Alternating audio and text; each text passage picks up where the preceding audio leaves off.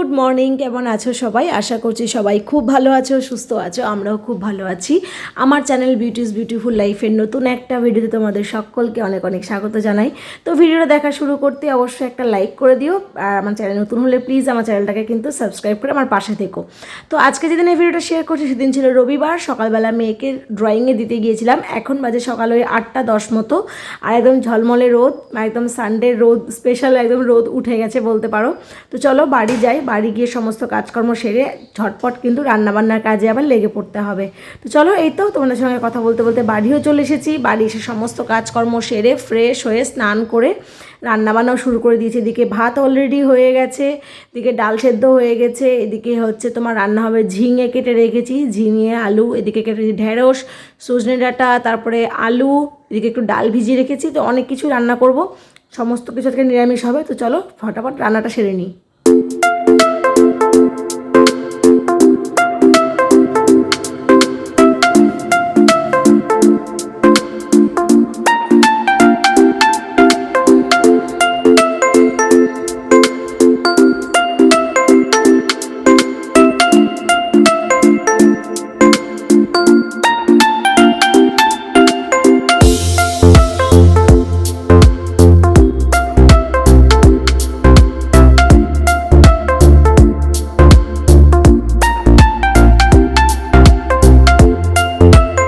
রান্নাবান্না এখানে আমার কমপ্লিট। তো তোমরা তো মোটামুটি দেখে নিলে কী কী রান্না করলাম।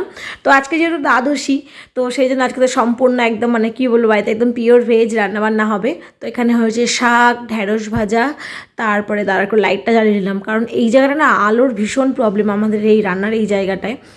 ভিডিওতে কিছু কিছু ভিডিওতে তো দেখেইছো। তো ওখানে হয়েছে সজনে ডাঁটা আলু দিয়ে সর্ষে বাটা, এখানে তো ডালের বড়া ভেজে ঝিঙে আলু তরকারি, আর হয়েছে মটর ডাল। এই হয়েছে আজকে আমাদের রান্নাবান্না। এই গরমে এই একবার রান্না করলাম, এখন দুপুরে আর কিছু হবে না। এটাই সকালে খাবো, দুপুরে সামান্য খাবো, রাতে না হয় আবার কিছু করা যাবে। মেয়ের জন্য বার করে রেখেছি মৌসুমি, আর খাওয়ার পর একটু মিষ্টি মুখের জন্য ফ্রিজে মিষ্টি ছিল, সেটাকেও বার করে রেখেছি। তো তারপরে তো রান্নাবান্না কমপ্লিট করে খাওয়া দাওয়া হয়ে গেছে। মেয়েকে এখানে স্নানও করিয়ে দিয়েছি। ও এখন এখানে বসে বসে বাড়ির ড্রয়িং খাতায় নিজের ইচ্ছে মতো কিছু আঁকা আর কি করছিল। তো আমাকে বলছে, মা তুমি কি ভিডিও করছো আমার? আমি বললাম হ্যাঁ। তো বলছে তাহলে আমি এই যে এগুলো এঁকেছি, এগুলো তুমি একটু দেখাও। এবার কোনো কারণে না ফোকাস নিচ্ছিল না। আসলে ঘরে আমি পর্দা টর্দা দিয়ে রেখেছিলাম, তো ঘরটা একটু অন্ধকার অন্ধকার ছিল। তো মোবাইলে ফ্ল্যাশটা জ্বালিয়ে তোমাদেরকে দেখানোর চেষ্টা করছিলাম।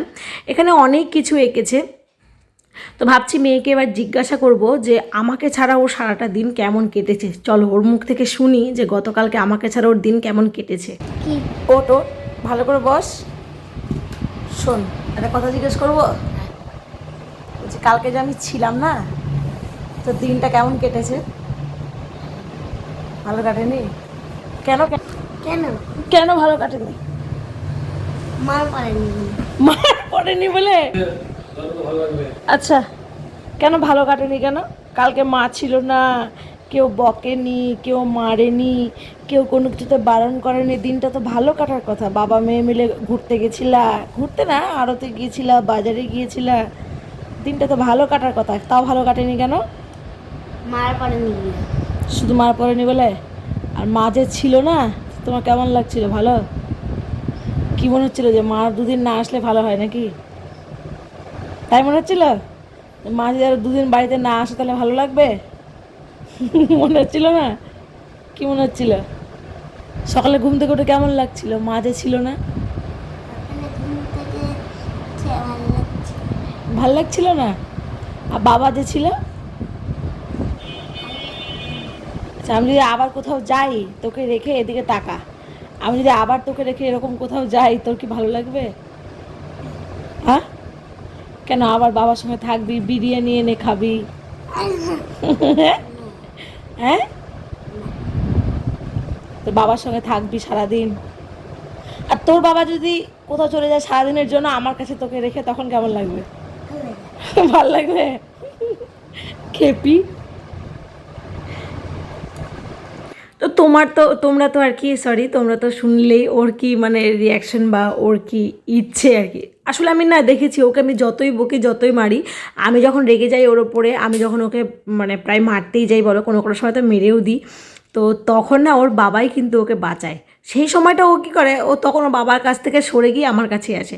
ওকে যত যাই করি না কেন, ওর মানে আমার কাছেই আসা যায়। হয়তো সব বাচ্চাই এরকম করে। তো তারপরে তো এটা বিকেলবেলা, বুঝতেই পারছো, বেরিয়েছিলাম আমরা মাটির সন্ধানে। আসলে মেয়ের স্কুলে তো গরমের ছুটি এখন চলছে, আর গরমের ছুটিতে ওর কাজ দিয়েছে, খাতার যেগুলো কাজ ছিল সেগুলো সব কমপ্লিট হয়ে গেছে, কিন্তু আর একটা এক্সট্রা যেটা কাজ দেয় সেটা হচ্ছে মাটির গুলি তৈরি করতে হবে, করে সেগুলোকে রং করতে হবে 25খানায়। এবার এখনকার দিনে বাড়ির উঠোনে মাটি পাওয়া মানে তো একটা দুষ্কর ব্যাপার, আর সব মাটি দিয়ে তো ওরকম ভালো মতো গোল টোল হয়ও না। তো সেই জন্য আমরা একটু এই বাইপাসের ধারটাতেই এসেছিলাম। তো দেখলাম বেশ ভালো, মানে ওই কী বলে ওটাকে, এঁটেল মাটি পেয়েছিলাম।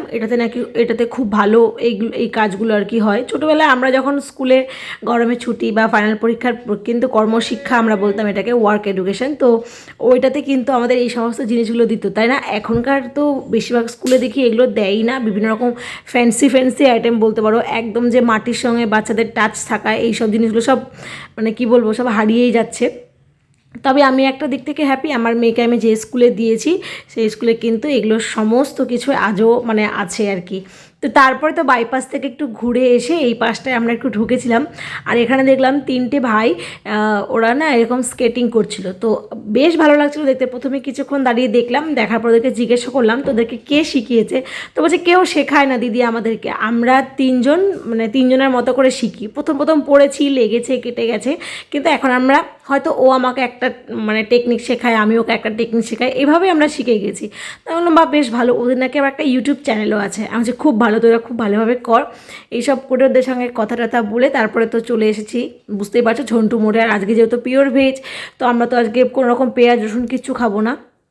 তো ওই দাদার কাছ থেকে আমরা খেয়েছিলাম, পাপড়ি চাট খেয়েছিলাম। তো পাপড়ি চাটটা খেয়ে বাড়ি চলে এসেছি। বাড়ি এসে মাটির কাজটা হলে তো কমপ্লিট হয়ে যায়, আর লাস্ট এই কাজটাই বাকি ছিল, খাতার কাজ আর কি। বাংলা ইংরেজি কমপ্লিট, আর অঙ্কতে এই কাজটা করলে হয়ে যেত। সেটা হচ্ছে 35টা ঢেঁড়সের ছাপ দিতে হবে। মা বাবা হেল্প করবে, কিন্তু কাউন্টিংটা ও নিজে কাউন্টিং করে আর কি করবে। বিভিন্ন রকমভাবে ওদেরকে আর কি নাম্বারসগুলো আর কি শেখানো হচ্ছে। আর এখানে আমি বসেছি আম নিয়ে, আমরা 3জনে। তোমরা হয়তো আম দেখতে দেখতে বিরক্ত হয়ে যাচ্ছ, কিন্তু আমরা আম খেতে ভালোবাসি, আর আমরা এই যতদিন আম থাকবে প্রচুর আম খাই। তো চলো এই ভিডিওটা এই পর্যন্ত রাখছি। সবাই খুব ভালো থেকো, সুস্থ থেকো, দেখা হবে একটা নতুন ভিডিওর সাথে। আজকের মতো টাটা।